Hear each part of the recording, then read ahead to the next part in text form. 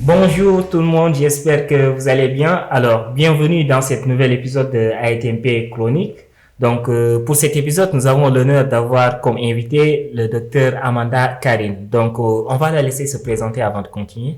Bonjour Monsieur Yahya. Bonjour. Alors, je suis Ouedraogo Palimwende Karine Amanda. Je suis de nationalité burkinabé et je suis en 7e année médecine. D'accord, 7e année de médecine. Pourquoi avez-vous choisi la médecine? Alors bon, j'ai toujours été, depuis petite, j'ai toujours été attirée par ce domaine-là. Et un peu comme tout le monde, ce rêve de vouloir soigner, de vouloir contribuer à la santé de ceux qu'on aime, de ceux qui sont autour de nous. Mais en faisant ce choix, au cours de justement ces 6 années déjà, j'ai pu concrétiser vraiment pourquoi j'ai choisi la médecine. Et en conclusion, en tout cas, c'est vraiment l'humain qui m'attire. C'est l'humain en lui-même qui m'attire. D'accord, donc si on comprend bien, c'est avant tout la passion et l'amour de l'humain en fait. Voilà, ça s'est révélé comme une vocation. Alors, on va enchaîner avec notre prochaine question qui est qu'est-ce qui vous a motivé à venir ici au Maroc faire la médecine et pourquoi pas au pays? Okay. Avant d'obtenir le bac, j'avais toujours nourri en fait ce désir-là de pouvoir quitter pour pouvoir me challenger personnellement et pour pouvoir apprendre ailleurs pour venir développer mon pays. C'est comme ça que je raisonnais depuis fort longtemps. Donc du coup, quand l'opportunité s'est présentée de pouvoir venir au Maroc qui offre une formation de qualité, je n'ai pas hésité. Donc c'était vraiment comme ça. Vu que j'attendais même déjà de quitter pour pouvoir atteindre cet objectif-là, bon, je n'ai pas hésité à postuler et voilà. Maintenant, je voulais savoir, arriver ici, étant une fille loin de ses parents, comment a été votre intégration? Avez-vous rencontré des difficultés lors de votre première année ou? Okay. Mes premières années, bien sûr, c'était difficile, c'était assez difficile. Mais dans mon parcours scolaire, j'ai eu à fréquenter loin de mes parents parce que j'étais dans un internat de filles particulièrement. Donc, côté colocation, par exemple, côté vie sociale, c'était pas vraiment difficile pour moi de vivre, par exemple, avec une personne parce que j'étais plus ou moins habituée. Mais il faut dire aussi que être éloigné de ses parents, tu es dépaysé, tu fais face à un choc culturel, il y a la solitude qui s'installe. Avec les études de médecine, comme on le sait bien, les premières années sont vraiment difficiles. L'adaptation n'était pas simple, mais avec la communauté de mon pays, j'ai pu en tout cas trouver mes repères et j'ai pu avancer. D'accord, donc c'est là où on va rebondir. Donc avec votre communauté, donc si vous aviez quelque chose à dire aux nouveaux sur l'intégration et se rapprocher de plus de leur communauté pour bien s'intégrer, quel serait le message que vous allez leur dire? Bon, en tout cas, au niveau des personnes qui arrivent dans un pays étranger, c'est vraiment de d'abord rechercher ceux qui viennent du même pays ou bien de rechercher des personnes qui partagent plus ou moins les mêmes valeurs.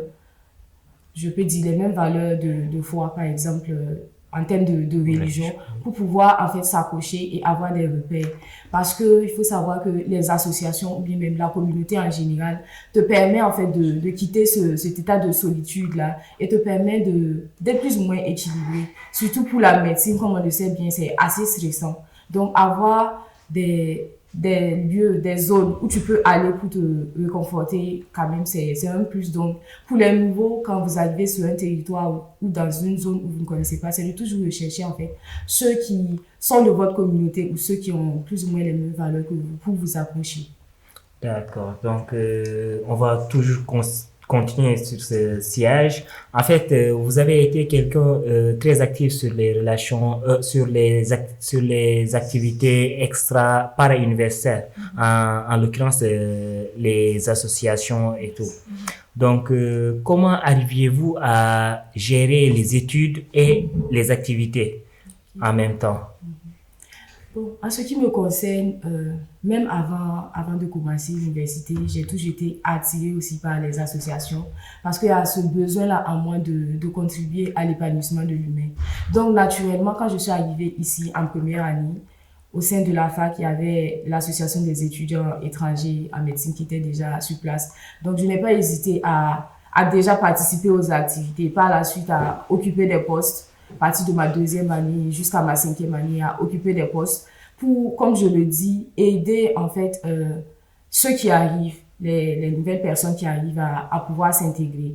Donc, comment j'ai pu allier ça? J'avoue que ce n'était pas facile. Ce n'était pas facile. Et pour quelqu'un qui était plus ou moins désorganisé, je devais lutter entre les études et ce besoin-là de pouvoir contribuer. Donc, qu'est-ce que je faisais?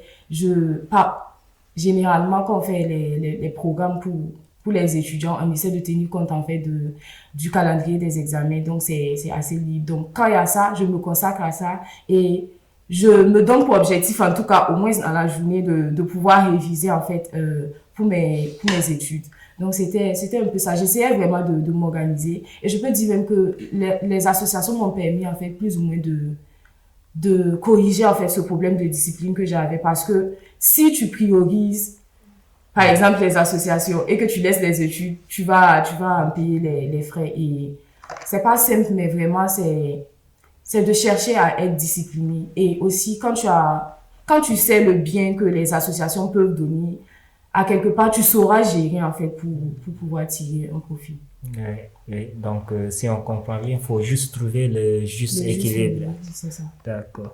Donc, on va essayer de terminer vite fait avec, si tu avais un conseil à donner aux nouveaux étudiants en médecine, ce serait quoi? Toi, avant de commencer, le conseil que tu aurais vraiment aimé recevoir de tes anciens, ce serait quoi? Le conseil que je pense que je l'ai reçu. Hein. Je l'ai reçu, ce conseil-là, et je vais le transmettre du coup aux nouveaux étudiants. C'est de s'accrocher, tout simplement. Parce que ce n'est pas simple. Ça ne sera pas simple devant, mais d'autres sont passés par là. Vous aussi, vous allez passer par là. Donc, c'est vraiment le conseil qui m'a maintenu jusqu'en 7e année, je peux le dire. Il y a des années qui ne sont pas simples, des modules qui ne sont pas faciles et tout, mais avec beaucoup de travail, beaucoup de force et vraiment le soutien des anciens.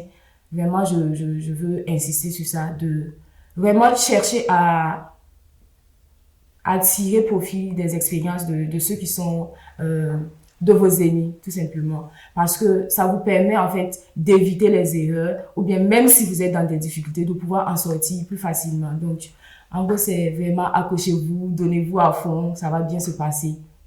D'accord, merci beaucoup. Je pense que le message est passé et c'est la fin de notre émission. Alors, on vous donne rendez-vous pour notre prochain épisode et à bientôt. Merci beaucoup, Madame Docteur Amanda. Merci.